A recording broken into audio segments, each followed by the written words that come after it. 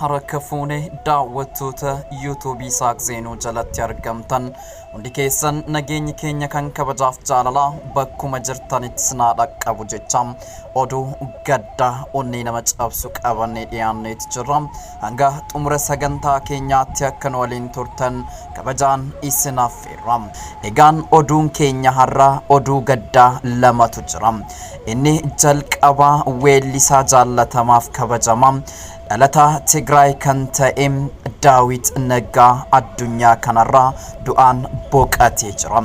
Kanumaan wal qabate ammoo weellisaa beekamaa fi jaallatamaa Saaleny Beekam weelluu afaan Oromoo keessatti asuukoo kan jedhuun faanoo akkasumas ammoo sirboottan adda addaa singalee yookaan sirboottan baaqee adda addaa baasuudhaan dhaloota qubee keessa weellisaa as dhufaa namoota hedduu biratti jaallatama guddaa argate.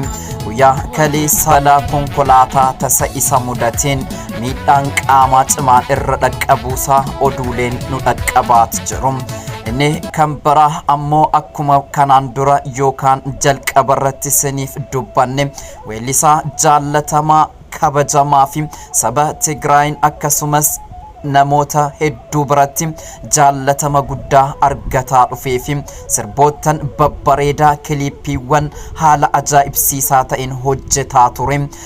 Keessatti sirboottan Tigree sirbuudhaan kan beekamu Daawit Naggaa guyyaa kaleessa addunyaa kanarraa du'aan boqateeti jira. Sababni du'a isaa balaa tasaa isa mudate jedhu namoonni kaan ammoo mootummaa kanaan shirri itti shirame hospitaala keessatti yookaan mana yaalaa keessatti ajjeefame jedhu kaan ammoo dhukkubsatee mana yaalaa keessatti osoo yaalamaat jiru addunyaa kanarraa du'aan boqate jedhu.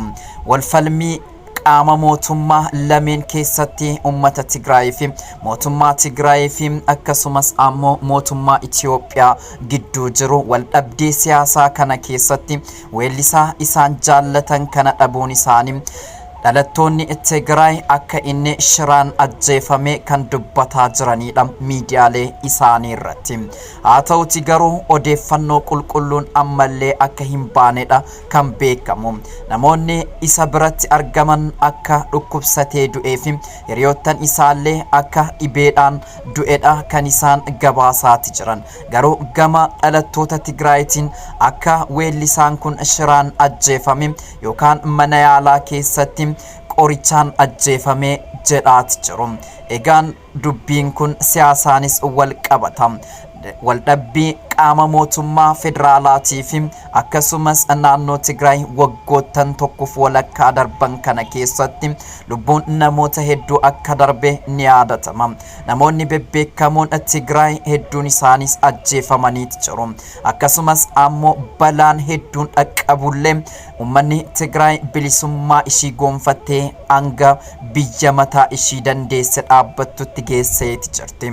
Haa ta'uutii lubbuu hedduu itti dhabde lafee hedduu itti caccabde walaba ba'uunis ni beekama. Amma Tigraay ofiin of bulchaa jirti. Haa ta'uuti Daawit weellisaa Daawit Naggaa Finfinnee waan jiraatuuf shira mootummaa Abiyyiin akka ajjeefame oduuwwan adda addaa baat jira. Oduun kun ammallee hin mirkanoofne komii gama lamaaniin dhaqqabaa jirudha kan isin biraan geenye.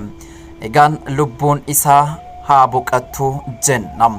Inni kan biraa akkuman sila jedhe weellisaa jaallatamaa afaan Oromootiin sirbu keessatti sirba isaa asuukoo jedhuun kan beekamu weellisaa Saaleny Beekam guyyaa kaleessaa balaa tasaa konkolaataa isa mudateen qaama balaa tasaa konkolaataa isa mudateen miidhaa guddaan akka irra dhaqqabeedha kan sooshaal miidiyaa irratti gabaafamaat jiru.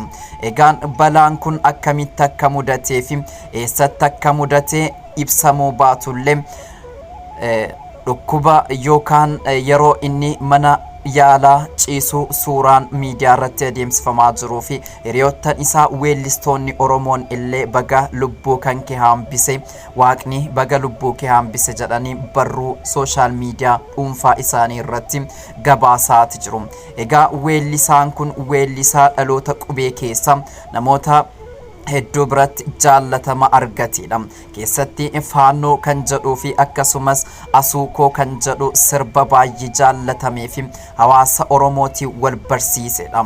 Guyyaa kaleessa balaa isa mudateen garuu qaamni miidhaan qaamaa isarra dhaqqabuusa sooshaal miidiyaa adda addaarraa argaati jirra. Egaa akka itti ba'an malee akka itti galan Rabbumatu beeka. Kanaafu ilmaan Oromoo akkasumas ilmaan namaa hundi akkatti baatan malee akkatti galtan hin beeknu. Kanaaf jennaan waaqni tiksaadha. Waaqni kan keenya nu haa tiksu, ba'a keenya kan bareeche gala keenya illee nuuf haa tolchu jenna. Weellisaa Daawit Naggaatiif boqonnaa gaarii hawwina. Egaan weellistoota keenyaaf illee keessatti ammoo balaa tasaa isa mudate kana akka jabaatee dandamatee fayyummaa guutuu isaatti deebi'u hawwii keenya. Ajaa'ibuma keenya barana olee bulee warraati argina osoo nun qorii madaan kaleessa arras nun tollee kunoo ilmeessa. Osoo nun qorii madaan kaleessa arras nun tollee kunoo ilmeessa. Ajaa'ibuma keenya barana olee bulee warraati argina osoo nun qorii madaan kaleessa arras nutti dabalee ilmeessa. Osoo nun qorii madaan kaleessa arras nun tollee kunoo ilmeessa. Ajaa'ibuma kan qubatee argee Ajaa'ibuma daraan hin taphatu. Ajaa'ibuma Tumne banna malee Ajaa'ibuma alagaan nun bitu. Ajaa'ibuma Obsine Ajaa'ibuma obsa daangaa darbee Ajaa'ibuma Karaa nu gadhiisi Ajaa'ibuma Oromoon si jibbee. Ajaa'ibuma keenya barana olee bulee warraati argina osoo nun qorii madaan kaleessa arras nutti dabalee ilmeessa. Osoo nun qorii madaan kaleessa arras nun tollee kunoo ilmeessa.